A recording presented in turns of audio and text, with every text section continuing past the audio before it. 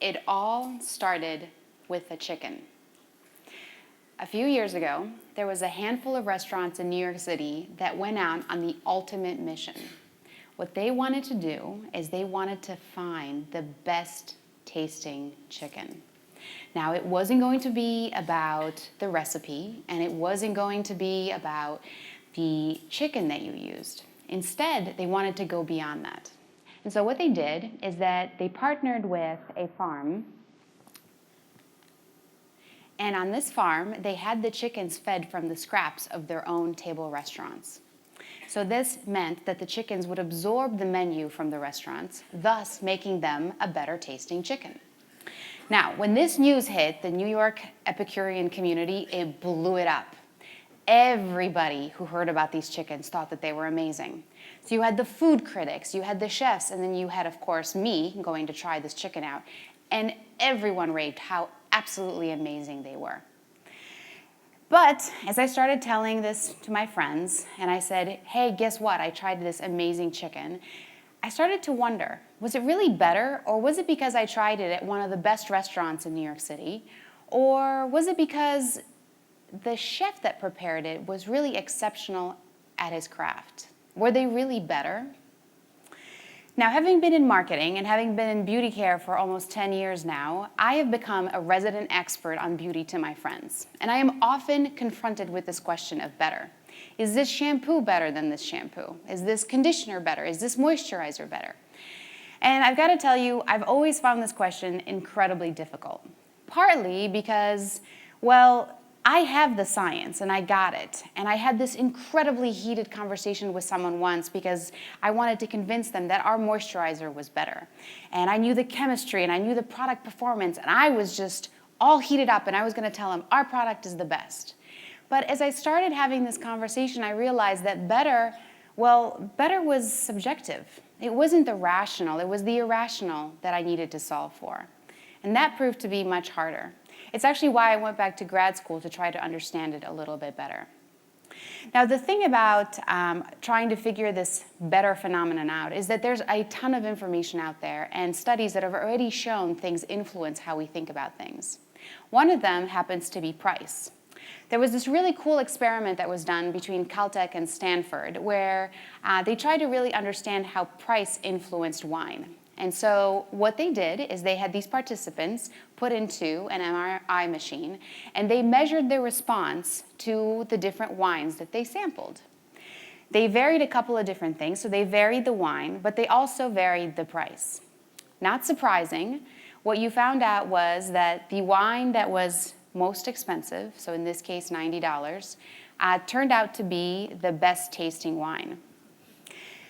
What was also interesting is that as they actually studied the brains of people who participated in this study, they figured out that they experienced them slightly differently. In fact, they had more pleasure from tasting this wine and rated it better, despite the fact that the $10 wine that they sampled was actually exactly the same. Now, this study has been replicated multiple times. Most recently, the study was done with milkshakes, but they also varied a different principle with a milkshake. So what they did is instead of just talking about price, they infused a different element to it. What they did is they primed the milkshake tasting experiment with two different concepts. One was that something was light, which is typically thought of to be not as tasty, and the other one was that it was organic. And we typically tend to associate positive things when we think about organic. And just like with the price, the test resulted in the exact same result. What happened was that the participants rated the milkshakes that were organic better and light worse, despite the fact that they were exactly the same. Now, I knew that this was true in beauty because one of my best friends had bought a Chanel lipstick, and she paid $35 for it, and it was from France, and she just raved about how amazing it was compared to the $10 lipstick that she bought at the drugstore. And as I've done a lot of consumer research and actually talked to consumers about this, I've heard this over and over again. But there was something else that was coming up, and I couldn't quite figure out what that was. I couldn't put my finger on it. And then a friend of mine told me about this experiment. The experiment was called the measure of pleasure. Now, it's not what you think. But what we had happened is a bunch of neuroscientists from London partnered with the chocolate company, and the purpose of this experiment was to basically measure how much pleasure you got from eating a piece of chocolate. Now, this was kind of a fun experiment because they plugged them into these machines that measured EEG signals, and they rated different kinds of stimuli from negative to positive to see what the response was. On the negative side, for example, you might put your hand in a bucket of ice water and see how you feel. And on the positive side, what you would do is maybe listen to beautiful music or play with bubbles. What they found out was that chocolate did quite well. It scored a 65 out of a possible 100 on this chart. What did a little bit better was something called moment of good fortune. In fact, it was the best thing that respondents felt when they had this stimuli. Now, good fortune was this moment where, at random, certain participants would open an envelope and find that they had won $20, or 20 pounds in this case. Now, it wasn't really about the money, but it was something about this experiment that you see in this picture. And what that is it's the moment of awe and the moment of surprise. Now, surprise is actually defined as an unexpected event or a piece of information or a feeling that's caused by something that is unexpected or unusual. The study of surprise, while there's many, many experiments that have done, is actually still very much a mystery. And part of it is because it's not that easy to explain. So what we do know is that when scientists have gone out and measured our brains, the inner working of our brain, the reward pleasure center, which is called the nucleus accumbens, actually responds far more strongly when it's exposed to an element of surprise. What we also found out is that when we are surprised, something else happens. You have this moment of and focus. And in this moment of focus, you get your emotions really intensified. You also have something else happen. You start to remember. You create a memory or a connection to that moment. What this basically means is that, well, if you get a birthday present, for example, you're going to feel pretty good about getting a present. But if you get a present just because, you're going to feel really good. So, with knowing what we know about surprises, there's been a recent study by Johns Hopkins that actually proved that there's another element of surprise that's really important. Surprise is something that happens from an evolutionary perspective that teaches us that the schematic around us changes. And as it's changing, it also causes us to learn. So this experiment was done with babies. The researchers were focused on trying to figure out where knowledge comes from. It was kind of a fun experiment. What they did is they exposed babies to an expected object, something that they would play with all the time.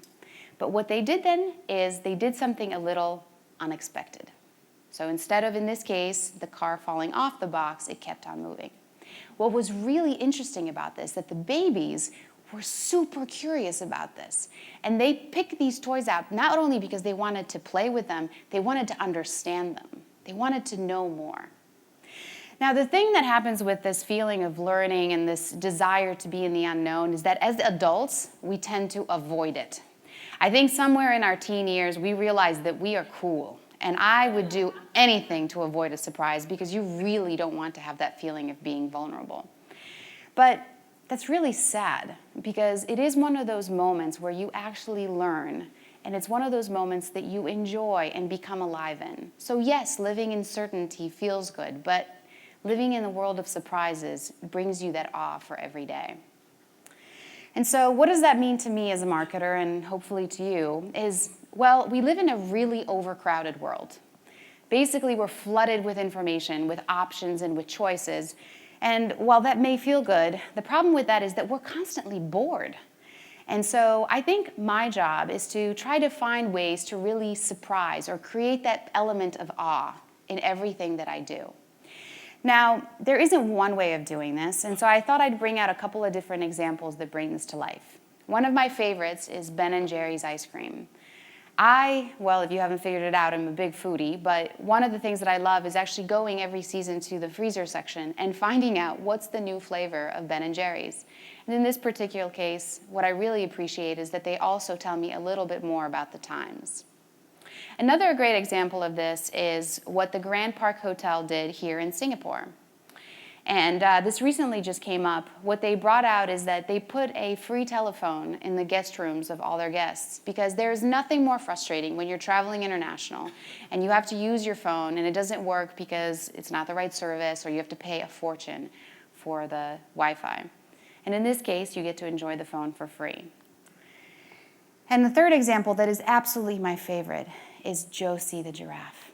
So Josie the giraffe, the story goes, a family goes on a vacation to the Ritz-Carlton in Florida. And as they're coming back, what they find out is that Josie giraffe, their son's favorite toy, was left behind. So they call the Ritz-Carlton and they find out, yes, they still have the giraffe. And they tell their son, don't worry, the giraffe is on an extended vacation. He's coming to meet you.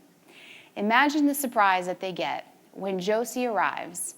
And in the package, there are photos of Josie's enjoyment of this vacation. In this case, he got some spa massage services, an extra time at the pool, and got to use the golf cart to explore the beach. Now, are all these experiences necessary?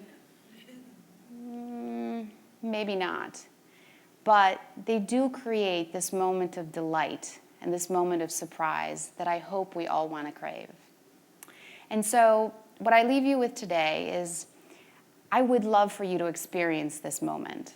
And what that means that on your next break, instead of going out and talking about work, take a moment, pause, be a little less cool, and ask someone about their best chicken experience.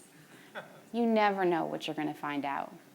Because I believe that if we are going to be able to be a little bit more vulnerable and we can find these moments and then infuse them in the products and experiences that we create, we can have moments of surprise and hopefully make things just a little bit better.